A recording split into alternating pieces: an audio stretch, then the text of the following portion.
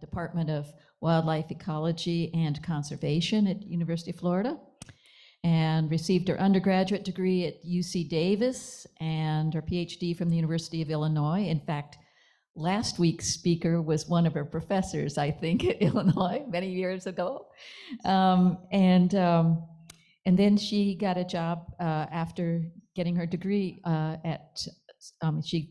after Illinois, she went to Sacramento State for a few years, and during that time took up a position started doing research on forest fragmentation, first in Alaska, and then she started doing the similar research in southern temperate rainforests or temperate forests, and continued that work on forest fragmentation, and then also working on the mortality of birds in various environments. So she came to the University of Florida in 1995, so been here for a while. And her interests now, as you will hear about today, are on the communication behavior of parrots, the titmice, chickadees, that crowd. Good. Thank you so much, Jane. You know, when I was a grad student, she was a lioness of science at the time. We read all of Dr. Brockman's works when I was a graduate student. And I'm sure that she may have said this to her students, and I know I heard my professors tell me back at that time, that we should never anthropomorphize our behaviors onto animals. We should never project our behaviors onto animals. And now, after all the time I've spent studying how intelligent animals are and how sophisticated they are, I say the opposite to my students. I say, if you're not thinking that they're doing something as complex as a human behavior, you're probably underestimating the complexity of what they are doing. So with that note, go ahead and pop the slides up. Yeah.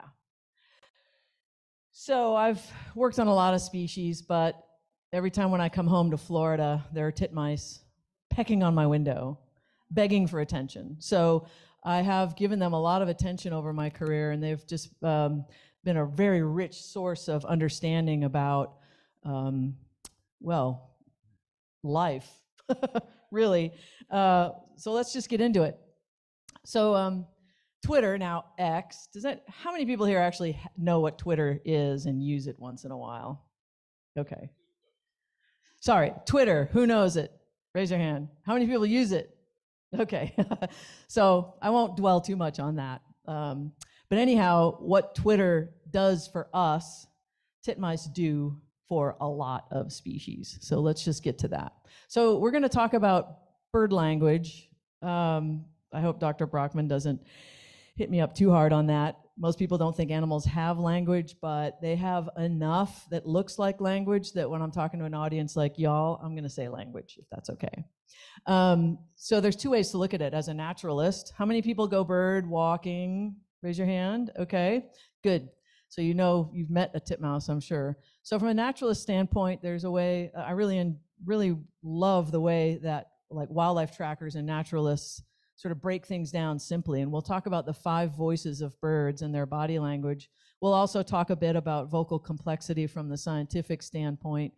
But the basic idea here is that the family Paridae, and when I say parids, I'm not saying parrots, okay? Parids means Paridae, chickadees, titmice, and their allies. They occur across Eurasia and North America. Most of the species play important social roles in the communities. They talk all the time. They are chatty. They're busybodies. They have complex language, and they encode, it's not really the right word, they convey quite a lot of very specific information about what's happening in their environment, and other species know how to listen to them and know what's going on. And then at the end, there's a little bit I want to talk about, a recent study that if there's time, I'll talk about that. So making sense of bird sounds, again, there's the sort of naturalist point of view. I have actually worked with wildlife trackers. We hired one to teach wildlife tracking in our department because a lot of park guards and rangers, they need those skills to be able to track not only wildlife on nature reserves, but also hunters and poachers. So that's a really important point of view, not to lose that idea of that being a good naturalist helps you be a good scientist. And of course, from the scientific standpoint, we measure stuff, and then we do a lot of boring stuff. And then if we're good, we tell really fun stories from all that boring stuff that we do. So we'll talk a little bit about that. But if you're looking for a book to read, this is one I would recommend called What the Robin Knows. It's a great introduction to the naturalist's point of view on what birds say and what that means. It's written by this guy, John Young, over here. I don't know if this is the pointer or not. Doesn't matter. So the guy on the far right there, he's a wildlife tracker who learned from natives in Africa. And one of the things that trackers learn is bird language, because for as long as humans have lived on this earth, they have noted that birds have regular patterns of saying things at certain times about certain things, and they're recognizable. And so he recommends that if you want to learn this language, sit on your butt regularly outside at a place where you can see birds and other animals, even just if you can see a couple of cardinals and a squirrel. And you do that every day, and you ponder what they're doing and where they are. You make a little map, you make notes on what they're doing and how they're doing it. Every once in a while, something really big will happen. Like a hawk will come in and scare the squirrel, or something else will happen. But by touching base and doing that every day for 5 minutes, 10 minutes, I've taught this to students, and they say their mental health has improved tremendously. It's a meditation in nature. Go to the same spot. It's like my sit spot. You sit and you do nothing but pay attention to what's happening around you. And over time, you'll start making connections that you never noticed before. It's in our DNA to do this. We used to have to survive by knowing what the animals were doing. So why bird language for wildlife tracking? Well, birds make a lot of noise, and they're nosy, they're chatty, they care what everybody else is doing. If there's a fox or a sea lion, they talk about it. They gossip. If one of their neighbors sees a fox and talks about it, then the next guy starts talking about the fox that the other guy saw. They just, it just ripples through the community. They're very nosy and always very observant. So here's just a little bit. If I get this to work, I might do it on the computer to be sure. Gonna play this if it works. Okay, skip verification. Now it should work. Yeah. Just a little introduction to the idea of bird language. Can you hear that? Oh, that's pretty good.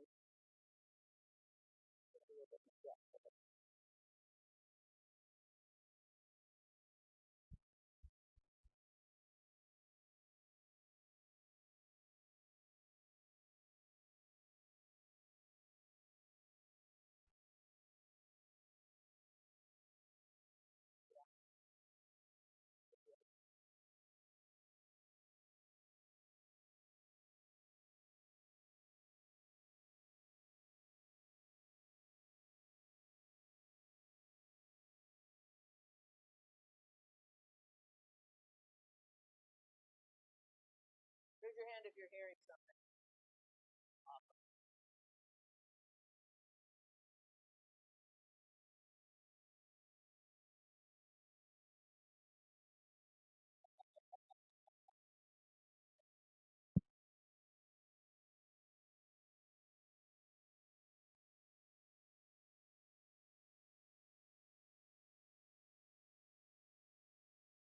Okay, so that's one. Now here's a screech owl getting mobbed by some other birds.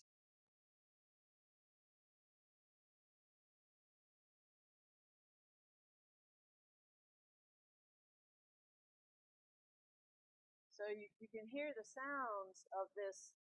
Hey, there's an owl here, and we don't like owls. But there's also body language.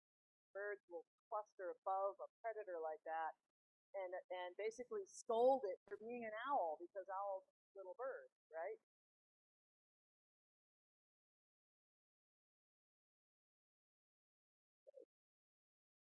That goes on for a long time. So now this is a special one. I want you to listen carefully for the sounds that you hear on this video. It's really a terrible video of a fox walking in someone's backyard, but you're not here for the fox. You're here for what you hear in the background.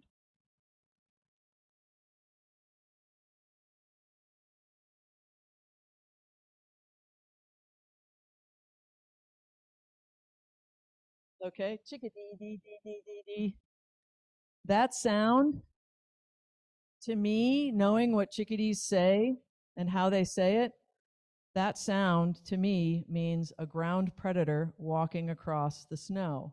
Even if I didn't see the fox, I would know because I know their language what the chickadee is talking about, a ground predator, just by the structure of that chickadee call. Ooh, thank you. And so you can learn their language, and then when you hear them, you know what they're doing or what they're seeing and what they're dealing with. Okay, so the 5 voices of birds. Gonna have to come back over here and do it.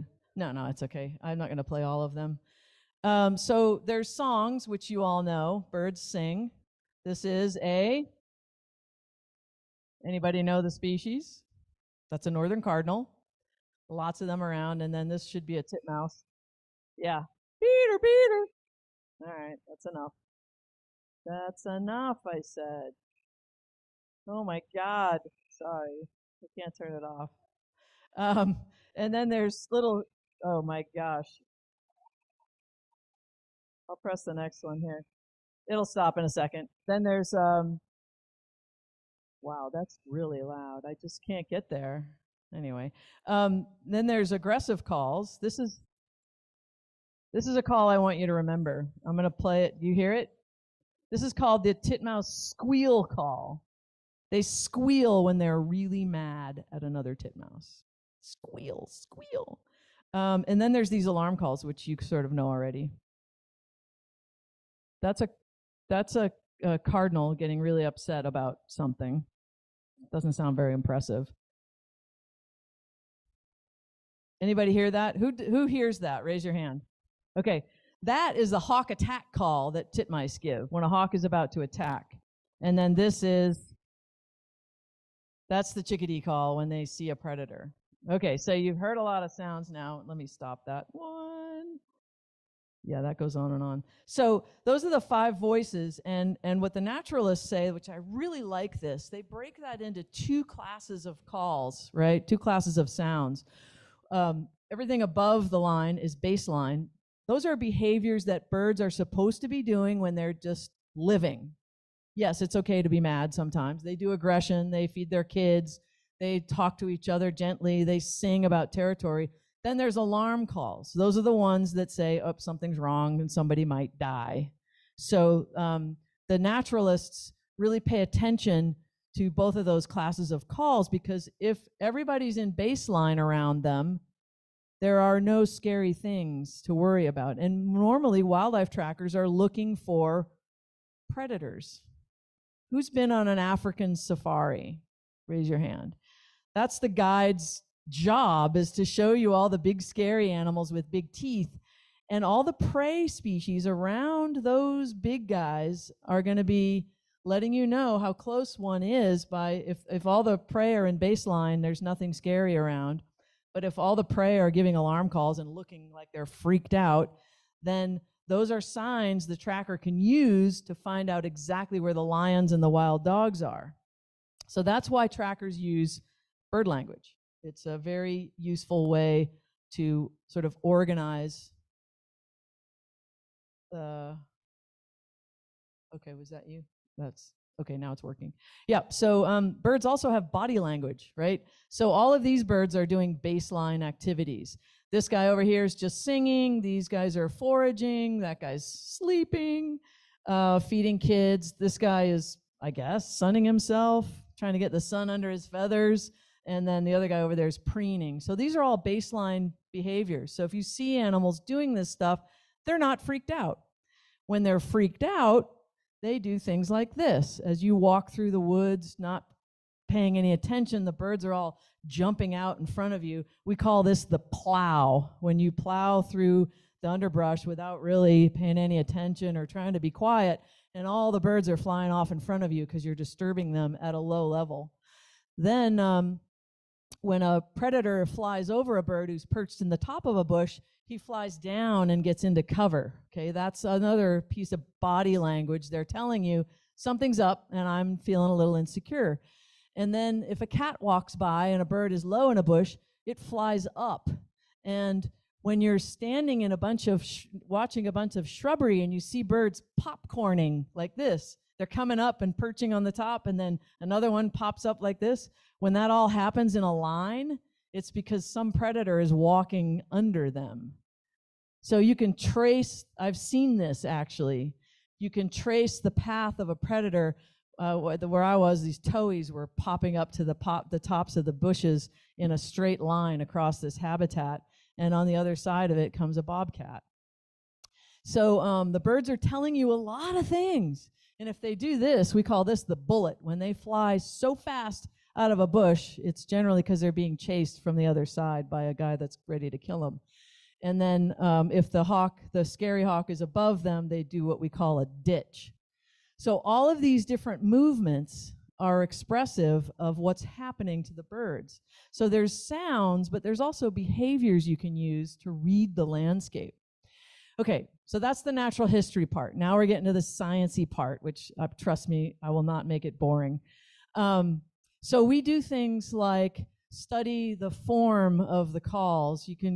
This is a picture, a sonogram that shows a picture of a bird's song, and you can look at there's a lot of manner of measurements you can take on that, how long the note is, how many repetitions there are, what the frequency is, how loud they are, what the amplitude is, and this is just a picture of the software that my students use.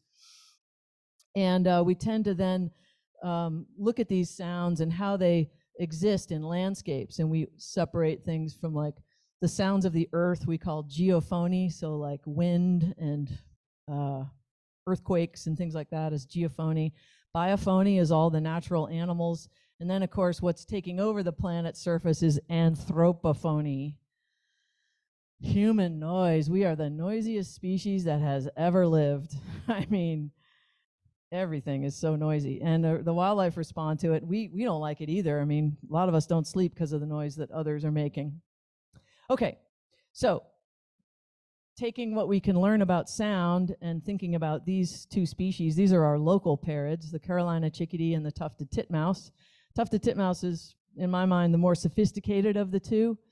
I might have some arguments about that with some people who study chickadees, but both species, as are the rest of the family, they're highly intra-specifically family-oriented. They're with family all year round. They have kids with them. It's a mom and a dad, and usually one or up to 4 or 5 kids, or more even. They also hang around with other species, or I should say other species hang around with them. In the wintertime, you heard about flocks, who was here last week. So that multi-species foraging flock is a beautiful phenomenon that occurs around the world, and we have them forming right out here right now. This cold snap of the weather we have, the birds are all gathering up to get together so that they don't have to look so hard for predators. They can just look for food while they're in a group, or they're a little safer. So these birds are chatty, and they're really, really intelligent. There's no trick they can't learn if you are going to try to teach them that way. In fact, this slide just shows all the animals that are shown with bolded names next to them are considered to be among the most intelligent of animals, and they're all of those are also very vocally complex, relatively. Notice the great apes. They're practically mute. They don't really say anything. They are smart, but they're mute. So these other animals like elephants are really intelligent, and they're quite chatty. They have a lot of calls and things. Then you've got the parrots, and then of course my group is way up there at the top. The parrots are on a par with elephants and dolphins. So they're really smart and they're really chatty. So let's talk a little bit more about these guys. So they have strong social roles, as you heard about. I don't know if he talked about titmouse flocks, but the titmouse is the leader of the flocks around here. They readily communicate with each other, but they also have big social roles to play with other species. So they're in the winter foraging flocks. They also are masters of mobbing. If they give up a mobbing call, we've had 40 species respond and come in and start attacking the owl. Everybody does whatever they tell them to. The titmice tell birds to do stuff, they do it. And then there's a lot of species that eavesdrop on these guys. So I'll talk more about that. So this is, I'm not going to talk much about flocks, but here are some of the characters that spend almost the entire winter following around a titmouse around here. The little downy woodpecker, the ruby-crowned kinglet, pine warblers, chickadees, although chickadees kind of love-hate titmice because titmice are bigger than they are, and titmice beat up on them all the time. So around here, actually, the chickadees are 2 steps away from the titmice. Everybody else can get closer, but they don't like them. And then vireo. So the mixed species flocks is one major group of animals in which the titmouse is king, okay? The titmouse is also king of the mobbing thing. So basically, if a flock comes across an owl sitting or a hawk sitting in the forest, what will happen is you'll hear a titmouse mobbing call like that. The titmice arrive, and then everybody else arrives. And that's what we call a predator mob, okay? And we have played the mobbing calls of all these other species, and nobody pays attention. But if you play the mobbing call of a titmouse, by gosh, everybody's there. So this is just a list of species around here that we've detected coming into the calls of a titmouse, and we've done a similar study in California where you get just as many species coming into their mobbing calls. Okay, now here's the big picture of this. I think we're going to get there. So I've had this hypothesis for many, many years that all these species pay attention to titmice because titmice are smart, yes, but their vocal complexity gives them a language so sophisticated that they can use specific calls for specific situations, such that, you know, there's 100 things that could happen to a little bird during the day, and the titmouse can describe each of those things with clarity such that the other little birds can understand what's going on in the world. All they have to do is listen to a titmouse, and they're getting, it's like having an earbud in your ear with the news of everything that's happening, right? So that's the hypothesis, and we tested that with some kinds of studies, which I'm about to tell you about. But basically, let's start with the basic language of the titmouse, right? We've got the chickadee call.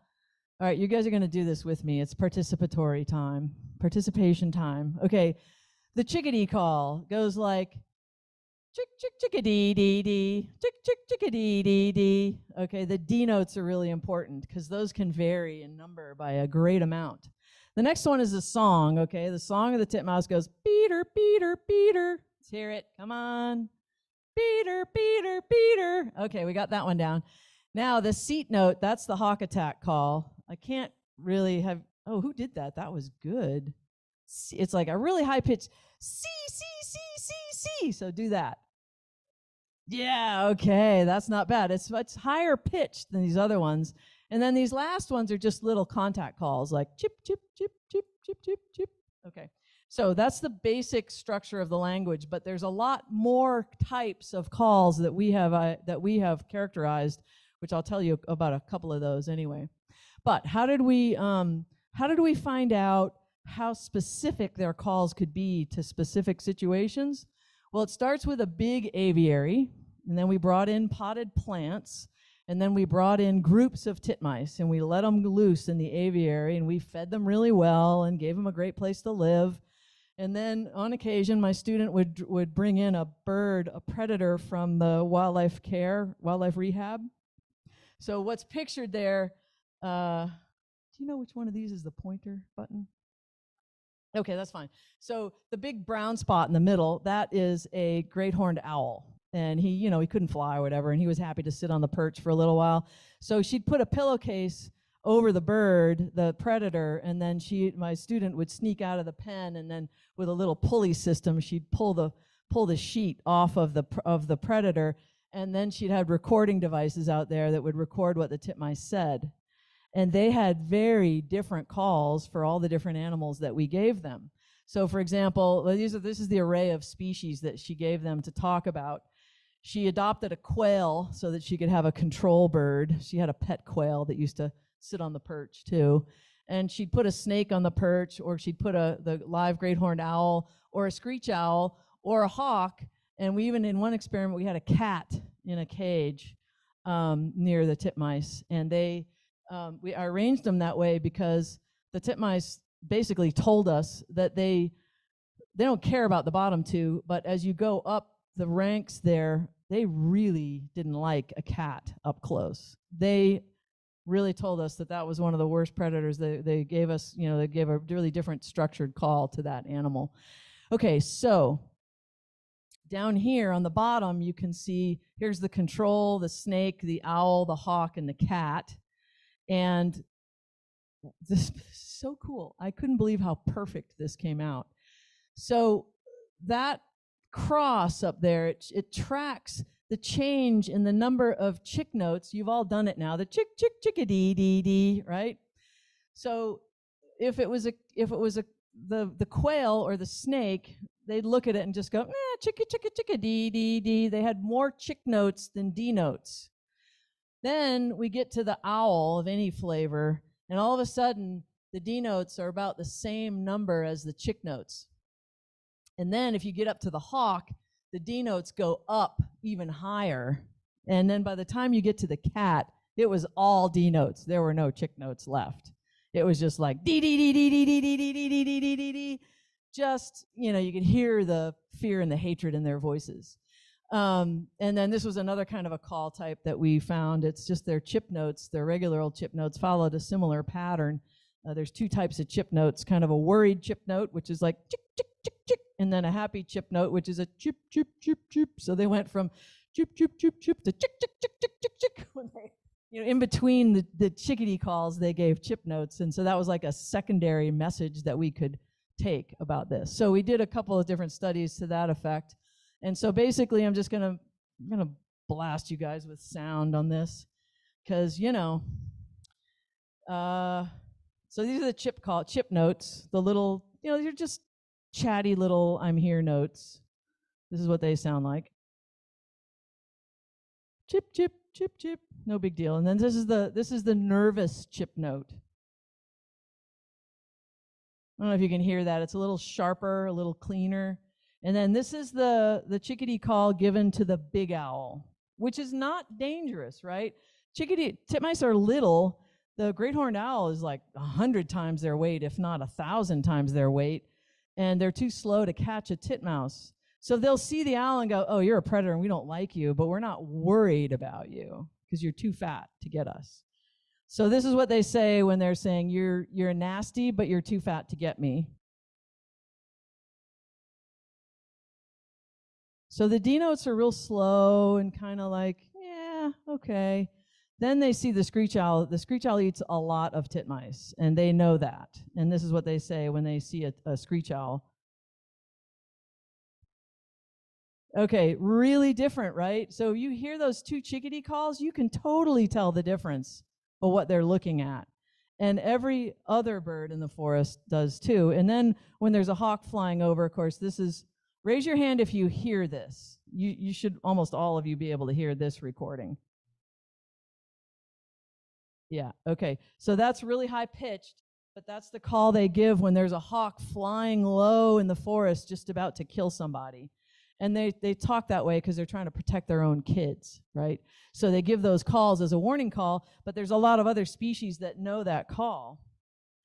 So it's sort of like, when there's like terrorist activity going on and they give you that alert system. At the airports, usually you see it. We're on yellow alert or red alert or whatever it is. So it's sort of like that. It's going from yellow to red by the end there. They have their own alert system that's really, really easy to read for the most part. So we then took those recordings that were made of titmice talking about specific things, and we played that to pretty much every animal in the forest. I've had students who've played those calls to everybody, and including like cardinals sitting on feeders to chickadees and chipmunks. I've had people borrow the recordings and play them to species all over the world, and pretty much everybody recognizes that alert system. Any other species that hears those calls will behave as if that predator that the titmouse was talking about is actually in the room with them, right? Isn't that weird? it's incredible. But the story gets even better. Okay, so they all give risk appropriate behaviors. So I had one student who literally did go into the forest and play that high ZZZ a hawk attack call to every species he could get his hands on. And these were all the birds that responded. And the blue arrows lead to species that follow the titmouse in mixed species flocks, the foraging flocks. The red arrows are all the species that also mob with titmice and also responded positively to that Z call. So there's a whole bunch of different kinds of birds. I mean, you've got the warblers and the chickadees and the vireos and the woodpeckers and flycatchers and bluebirds and thrashers and everybody. All these birds know the language of the titmouse. They know what's going on when the titmouse is talking about stuff. And so what's so great about titmouse talk? Well, they have many unique types of calls, all right? And we know that there are different calls for predators, which you've experienced those. They have a similar sort of alerting system for levels of aggression. I have a student now working to see if they talk about food in any interesting way. Like if a titmouse comes up to the feeder today and there's peanuts or worms in it, we're hoping they're going to say like, holy crap, that looks great. You know, we want to hear that message. And if they come up and there's just millet in the feeder, they're going to go, ew, who would ever eat that? You know, so we're hoping that we get some sort of diversity in their food calls. I have a grad student looking at that right now. They have calls that they give to non-kin sometimes, you know, other species. They definitely express their emotional state like all the time.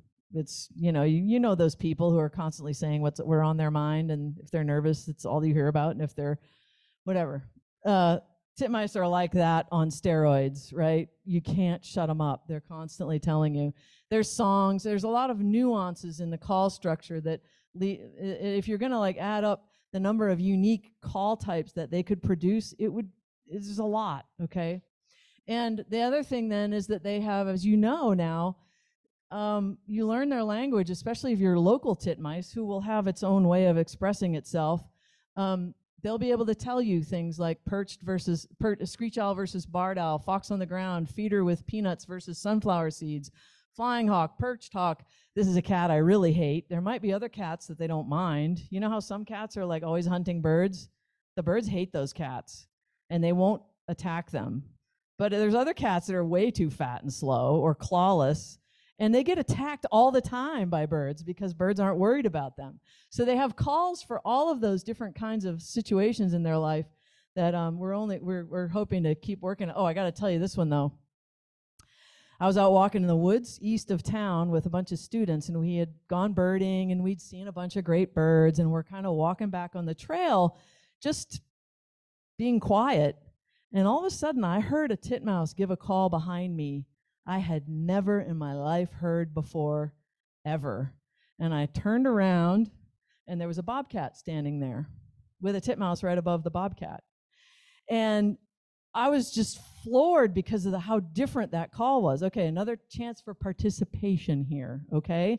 So a regular chickadee call to a ground predator, you heard it on that fox video. It's like, chickadee, dee, dee, dee, dee. Everybody do that. Very good. You guys are awesome. This was the bobcat call. Dee, dee, dee. There was no chick. It was just a really deep, guttural, loud D notes, three in a row, and that's all they gave. And we turned around, and there was a bobcat. It was amazing.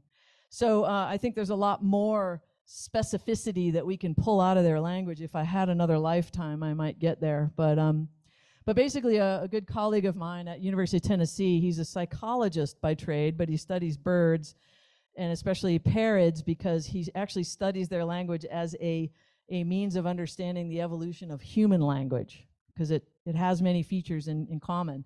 And one of the features is that the titmouse language is an open system of communication, the same as human language.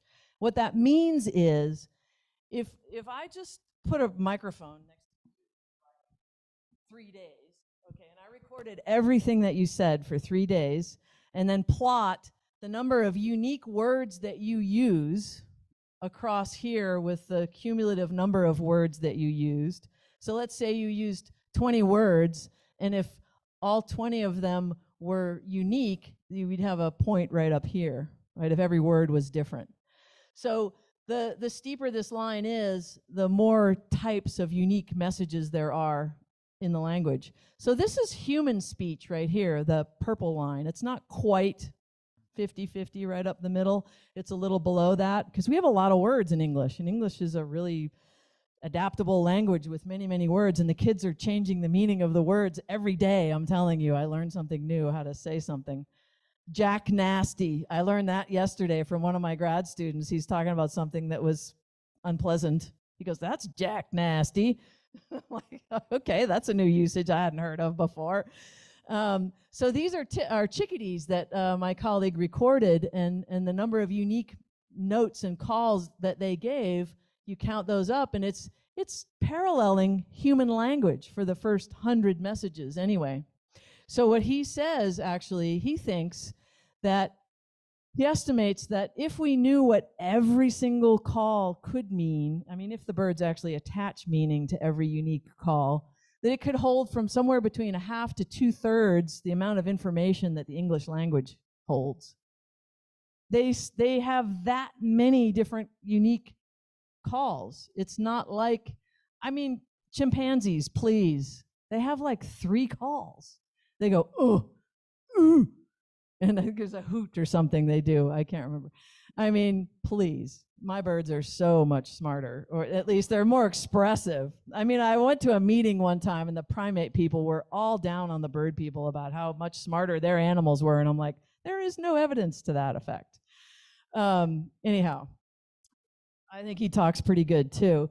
So, so here's what, this is sort of a big picture. This is from a paper that one of our students wrote recently as a review paper, positing this idea of a social ecosystem that we live in. And humans are in this social ecosystem too.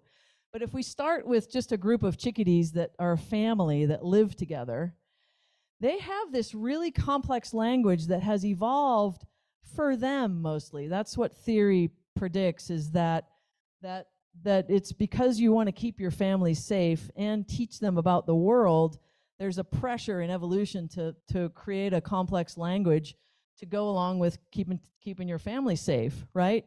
Which is why humans are so smart and chatty, and why we have so many different words for things. I mean, of course, we also need a remarkable amount of entertainment, which also probably drives a lot of our language. But anyhow, so you've got this complex language that serves the family group, and then you got all these eavesdroppers, parasites, if you will, that listen in on the titmice and chickadee language, and they learn about there's basically, through evolution, these other species can learn how to listen to each other and gain a lot of information that's useful.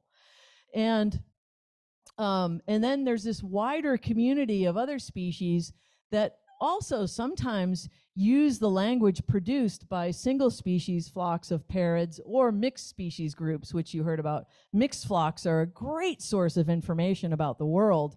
As they move through the forest, the monkeys are listening, coatis are listening, everything is. The snakes are probably not listening because I don't think they can. But the presence of a snake can be communicated through this network. So basically, it's the idea that you have this incredible vocal complexity that's evolved for family communication, but then because it's so useful and specific, it gets transported and used throughout the community for basically conducting your life. And we've shown that if you blanket an area with titmouse calls that are conveying nervousness or fear or anti-predator calls, all the birds that live there, they actually behave really differently than birds that are hearing happy titmouse calls. So we're moving into doing a study like that it could even have ecosystem effects, downstream effects, meaning if the titmice are upset all the time, you might not have any birds eating there, and they may not disperse seeds, and there might not be any seedlings growing because the titmice are scared. See what I'm saying? There's connections out there. So I always tell my students, if titmice were the size of a bread box, we would not be ruling the world, because they could take us out in a second. It's just a fly by, poke you in the eye kind of thing, and they would do it too, because they're just that nasty. Jack nasty, in fact. Titmice up close are really nasty. They're aggressive. I mean, they're charming in their own size, but if they were bigger, we'd be in trouble. So, and there's a lot of species that are real similar to our chickadees and titmice. There's 12 species of parrots across North America. There's 15 in sub-Saharan Africa, and there's like 28 across Eurasia. And this is one I'm going to see before I die. It's the sultan tit in East Asia.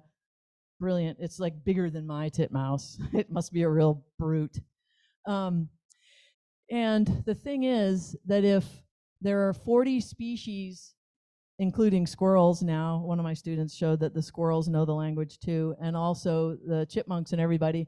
If you have the small mammals and small birds, if you have, let's say there's 100 that understand the language of the titmouse where we live, where the titmouse lives,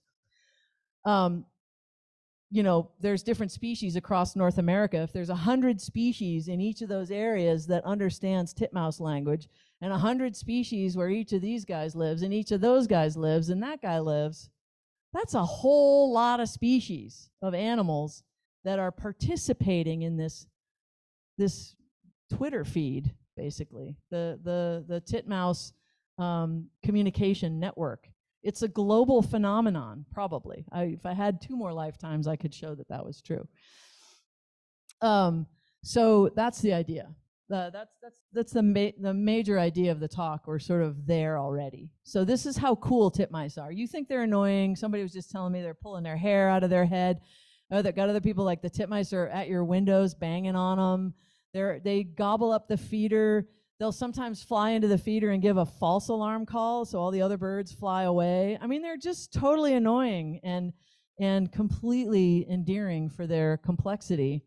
And there's all these other species out there that probably have a similar effect in their own environments. So that's the Twitter feed business. But now I want to tell you about a more recent study that talks about animals whispering. So animals whisper. Just like we do when we don't want to be heard by somebody, we whisper, right? And so let's talk about that. So we think that they're going to, my grad student right now is trying to test if they whisper about food, meaning if there's waxworms and peanuts at the feeder today, are they going to tell the cardinals that there's waxworms and peanuts? I don't think they will. I think they're going to sneak in and steal them. But if there's just, you know, humdrum food, they'll probably talk about it. But we know that they whisper when they fight under certain circumstances. Okay, so let's talk about whispering. So the idea of a whispering is known as acoustic crypsis in the animal world. And if you're a baby right whale with your mama, like up there, what we find is that the mama right whales will whisper to their babies. And the reason they think is because they don't want to attract the killer whales that are going to eat the babies, right? So when there's no baby around, they yell, and that's like one of these really loud. This is how they normally talk. This picture here just says that's a really loud sound. Okay, they give some loud sound. I can't reproduce it because I don't know whale speak, but this is what they give the same call when they're with their babies. You can hardly see it because it's just a little tiny like, psst, you know. So they've called this acoustic crypsis, but it's not very widely studied. In fact, there are very few papers on animals that have done this, where they've documented whispering, but we're about to publish one that does say it. So when these guys fight, they have 4 different kinds of calls. Whoops. So this is the last story I'm telling you. So you're going to have to do a little more participation, right? So we're going to go through this. So when they fight, they give some chickadee calls, some songs, Peter, Peter, Peter, and then this guy here is the squeal call, we call it. Other people call it other things, and then this is what we call secret language. It looks a lot like the ZZ hawk attack call, but it's not. It's much, much softer. You can't see that, but so human language, we're talking about frequency or pitch of the human language is very low. We're down around 3,000 kilohertz or 300 kilohertz. 3 kilohertz. Sorry, 300 hertz. It's fairly low, 3 to 4, 5, 6, somewhere in there. This call, that last one on the bottom here that we call secret language, is at 10, 11, 12 kilohertz. Really high pitched. If you couldn't hear the hawk attack call, you're not going to hear this. I'm sorry. But picture really, really high pitched like that. And so when they're really pissed off, they're giving this call, really mad. Really, that's a really mad call too. And then those are just generally used for a lot of things, including aggression. So I'm going to try to play a representative of each of these just so you can keep up. So those are contact calls. Those are some soft chickadee calls. Here's some D notes in there. All right, that's the Peter, Peter, Peter, Peter. That's the song. More little calls. All right, somewhere around 440. This is going to be the squeal call is coming up. That's it right there. Listen. Right? No, not that. Where are we? Oh, no, yeah. Oh, how did I miss it? It's coming.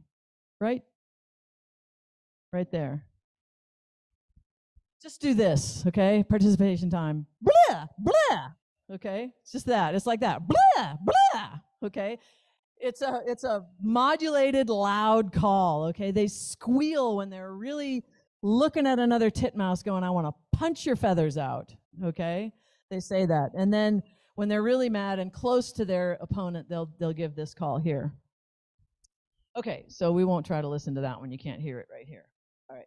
So what we did is we did a study we call the Fight Club effect. How many people know the movie with Brad Pitt? Come on, the girls, raise your hand. You're all old enough to know this movie, The Fight Club. It's about a bunch of guys in the 80s. This was a thing. To get out their aggression, they would reserve like a basement in New York City, and all the guys would go and just punch the crap out of each other just to feel good, right? Fist fight only. But they had to hide from the cops because the cops would shut it down. It's kind of illegal to do that. So we call it the Fight Club effect. That'll become clear as I go through this. So these are the 4 types of aggressive calls, and we played them from speakers, and we would bring in a titmouse who would get real pissed off because he heard the fight language of another titmouse. So they come in like right away, ready to, if they were a bread box, I'm telling you, they would have taken us out too. So that's what we did is we played aggressive calls and brought them in. And what we noticed is right off the bat, just because birds are always interested in what titmice are doing, a lot of the fights that my student generated had other birds just hanging around watching. It's like, what are you going to do? Give them a left hook. Come on. Woodpeckers and cardinals and blue jays were like, well, what are you going to do? So the bird would come in and there'd be these other birds. And what we found is that we published one paper already that shows that if there are bystanders watching the fight, the titmice fight harder, they come in faster, they give more calls, they stay longer, they make more active movements around the speaker. They just go nuts. When there's other birds watching, they go nuts. And if there's nobody watching, they might come in for a little while and give a couple of fight calls, and then they'll fly away because they're like, well, I'll explain why. So now though we're going to another paper. We actually recorded the fights, and we're trying to figure out if the birds that were coming in changed how they spoke while they were fighting. And so what we find is that when there are other birds watching the fight, they give a lot of these squeal calls, the blah, blah, plus they give chickadee calls and they sing a lot. They give all 4 calls, basically, when there's other birds watching. They're very noisy. They give all those calls, but mainly they spend a lot of time doing this one, the squeal call. It's a very aggressive and very easy to hear call. It's not that high pitched in any way, nothing special there. But when they were alone at the fight, they emphasized the secret language, this call type here, which is very hard to hear, but I'm going to do my best to get you to hear it with the next video. So they basically, when nobody's watching, they switch to a very quiet, very aggressive call that, I mean, how many people here, raise your hand if you've ever been punched by another person? Raise your hand. Okay, the guys are all like, yeah, sure. You know, right before you get punched or right before you punch somebody, you're right up in this guy's face and you're going to say something nasty, right? But it might not be very loud, right? So you're up close. For up close fighting, there's oftentimes some soft signals that you might give. That was a lot of hands that went up just then. Oh my God. Well, I want to be in your posse when we get attacked. I'm telling you. Okay, so this was a video taken locally, actually, the coolest video. Anybody remember Wild Birds before it changed hands? Wild Birds, what's his name? Bubba Scales. Yeah, Bubba took this video, and it basically shows a titmouse fighting by itself, but in this case, he's actually fighting his own image in a window, which we've probably all seen. But this is the secret language on steroids right here. That's it right there. Shake the wings. You're getting right in his face. I'm so bad. Oh, I'm going to kill you. But I'm not making a lot of noise while I'm doing it, right? This is a bird fighting silently. He's got testosterone poisoning right now. He's just full of himself. Yeah, I assume so. But oddly enough, though, this behavior has been observed in two contexts. Not just I'm about to kill somebody if I can, but also right before they have sex, they do this. So in wildlife, a lot of times sex and anger look really similar. But anyway, this guy's clearly angry, unless he thinks that reflection is, you know, the opposite sex, which I doubt.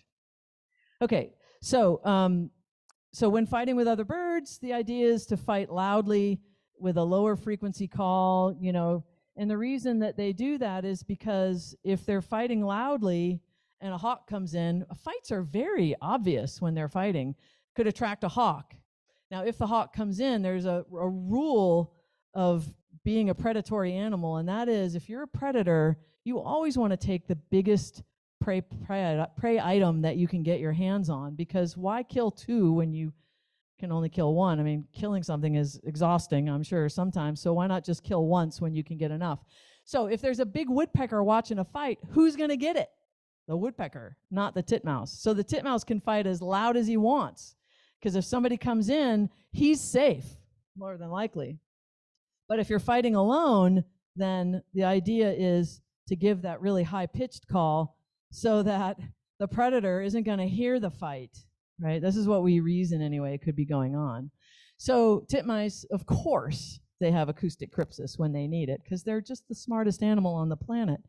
So we're going to actually see if we can't get this in the name, but here's the Fight Club effect, right? Brad Pitt in the Fight Club, they've just had a fight, and of course he's probably beaten everybody there, who knows? But if you've seen the movie, what's the first rule of Fight Club? Don't talk about it. That's the idea, right?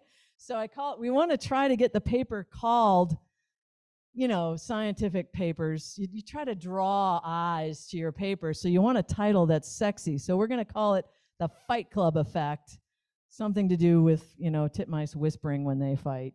But so the first rule of Fight Club is don't talk about it. The second rule of Fight Club also happens to be don't talk about it. So it's the whole idea, if you're going to get in there and get dirty and fight and you don't want anyone to find you while you're doing it, you keep it quiet, right? So isn't that great? Wouldn't that be a great title for the paper? So Fight Club is secret. You got to keep the cops or the predators away. So just, you know, that's it, really. That was one of the coolest stories we've gotten out of titmice lately. And what we're trying to do now, before I retire, if there's time, is the fact that, you know, we can put these automated recording units. You can put these little recorders out in the woods, and they'll record for hours and days and weeks. Just record everybody who says anything out there. And we can put these recorders in different habitats and try to understand if the habitats have different kinds of titmouse language associated with them. Like, does a logged forest, do the titmice talk differently if they're in a disturbed forest versus an urban area versus a natural forest? But we can also manipulate the soundscape in those areas and try to record how things change. So I'm sort of moving this work towards something useful. I mean, it's just cool and fun right now, but it could be useful if you can have recording devices out there recording what the titmice say, and then we can have these AI, artificially intelligent, you know, programs that can basically interpret the language as we've taught them to do, and then they can tell us what's happening. Where are all the predators? Where's all the good food? Where are the birds the happiest or the least stressed? So forth. There's a lot of signals that we could pick up on out there if we could sort of automate this. So it's sort of this idea of landscapes of environmental information that we can gather from the language of the birds. So that's kind of where I want to leave it. And then there's been a whole lot of people, obviously, who've helped. There's been some funding agencies, but of course the students have been the joy of my career working with. I just feel so honored to have worked with so many young people with bright minds. So you can ask questions, but you're going to have to listen to titmice while you do it. So there you go. Did a good job with that. Great. Oh. Good. Great. Thank you so much. Questions. That may drive us all crazy. Hi, that was terrific. But I have a question. You mentioned song as a baseline activity. I always thought birdsong was territorial. I'm here, I'm here, I'm here, and you should stay away. Are they really not doing anything but saying life is good? And in their songs, is it not trying to communicate? Yeah, anything? I mean, that's a great question, right? So when the trackers are defining those two categories, they put everything in baseline behavior as things that the birds have to do to survive, find mates, reproduce, sort of conduct their lives, right? So aggression and territoriality and sexual displays, all of those things fall under normal activities, right? If they're doing those things, it's because they're not scared of anything worse. They're not scared of a predator. So the trackers are really sensitive to that idea of birds are either scared and focused on a predator, or they're doing their normal things. And being angry is a normal thing. Other questions, thoughts? Is there any relationship between the range of bird sounds and the range of bird hearing? Yes, that is such a great question. Indeed, there are. Most species, obviously, can hear in the ranges where their own species communicates. But beyond that, we're learning more and more about that, actually. The way that you study it is, one of my colleagues, Jeff Lucas, he does this with chickadees. He takes them into the lab and he puts them into a sleep, like doesn't put them to sleep permanently. He just puts them to sleep for a few minutes. And you put a little patch on the back of their skull, and then you play different calls at them while they're asleep. And the brain will basically fire in the auditory area when they actually can detect a sound. So he's learned what the physical detection range is of birds. And he finds that hawks can only hear up to like 6,000 hertz, 7,000 or 8,000 hertz, but the chickadees and titmice can hear all the way up to even higher than 12. Our hearing range is about the same as birds, actually, for some reason. That's why they sound so pretty to us, I think. But different species some species have really wide range of frequencies they can hear, and other species have like one. certain frogs can only hear in a couple of different frequency ranges and stuff, right where their mates are calling in, that sort of thing. And those frequencies change across the year. Yes, that's right. That was another study of his, is that in the wintertime, apparently the chickadee and titmouse brains change so that they can hear even more clearly those anti-predator calls. But in the springtime, their brains change to be able to hear better the sexual calls from the other sex. I mean, I'm pretty sure my husband's brain is different than mine. He doesn't hear my voice very often at all. I think men on the Y chromosome, there's some gene that makes us not hear the female voice, but And hearing aids don't help either. no, not at all, right? Isn't that weird? Now, we have had a titmouse at our window. Was your titmouse at the window responding to a stimulus that you put there? No, that was a friend of mine who just was recording the birds. He saw his own image in the window. The birds are not, if we look at ourselves in the mirror, we see our own individual self. And there are a few other species in the world that can do that, but birds don't. They see a rival bird that's mimicking everything they do, and it really makes them mad. So they attack the window image. And I don't think we can hear through our double pane window that they were saying anything. All we hear is the tap, tap. Yeah. Sometimes they're tapping, I think, just to figure out what that mimicking bird is. I don't know. And I'm going to have to take my cat out again in the daytime, because a few days ago, before he got to the end of the sidewalk, there were 5 different species of birds complaining about him, but now I need to listen to the various calls. Yeah, you do.